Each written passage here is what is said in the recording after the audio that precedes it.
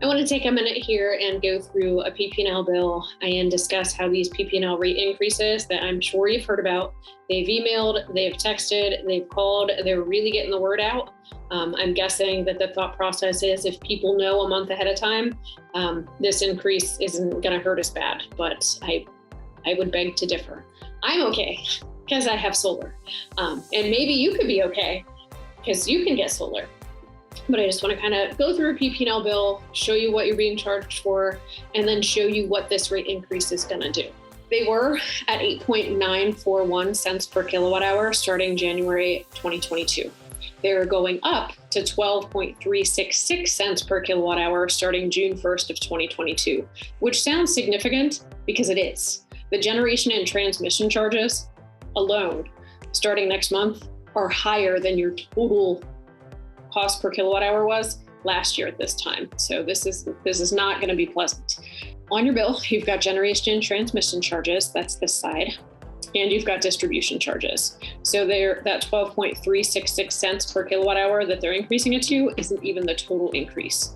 You've got another 4.3 cents on top of that.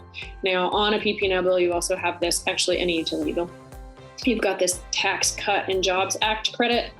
So I just added 4 cents to the new price to compare and kind of ignored this 0.3 cents. So all of the numbers that I'm going to show you might actually be a little conservative compared to the actual bump that you'll see on your utility bills. And the customer charge, I ignored that entirely because even if you're 100% solar like I am, you still have a customer charge. So I just ignored that in calculating the increases that you're going to see based on the change to the price to compare starting in June. For an average house,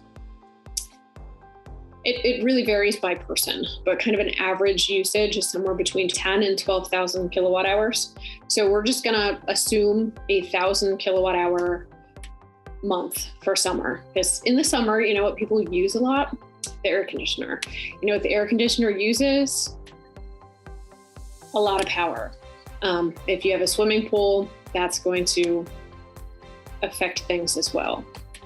So as a teacher, I always had visual aids. So I've got a little visual aid for you here so that you can look and follow through this math with me. So last year in June, people's average PP&L price to compare, or not price to compare, but average PP&L cost per kilowatt hour was about 11.5 cents. Some people were maybe a little bit higher, some people were a little bit lower. That's on average what I saw June of last year. So 1,000 kilowatt hour a month bill would be $115 in June of 2021. Now, in January, if the bills were at 12.9 cents per kilowatt hour, that would be a $129 bill for 1,000 kilowatt hours, $14 increase in a matter of 6 months. Going up to 16.3 cents per kilowatt hour, which again is a little bit conservative. It could be closer to 16.6 cents. That's going to be $163 for that same 1,000 kilowatt hours, a $34 increase on top of the $14 increase that we just had in January. So you have $48 per month more if you use 1,000 kilowatt hours a month. That's fairly significant. If you have a 2,000 kilowatt hour per month bill, you went from $230 last June up to $258 starting in January. Now that's going to be $326.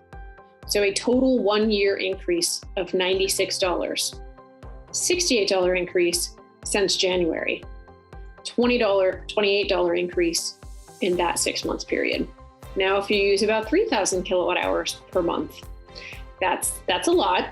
I know this, that's give or take about what I produce a little bit more than that in the summer, but that's about what my usage was in the summer because I've got a swimming pool, air conditioners, all that stuff going. So take a look at your PP&L bill at what your average monthly is, or at the graph on the front that shows you your monthly bills, and you can figure out whether you're going to be this 1,000 kilowatt hour a month, 2,000 kilowatt hours a month, or 3,000 kilowatt hours a month over the summer.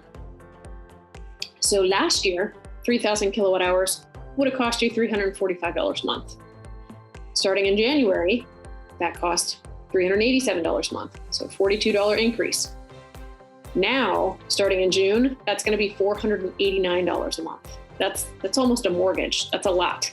That's a $102 increase since January for a total year one increase of $144.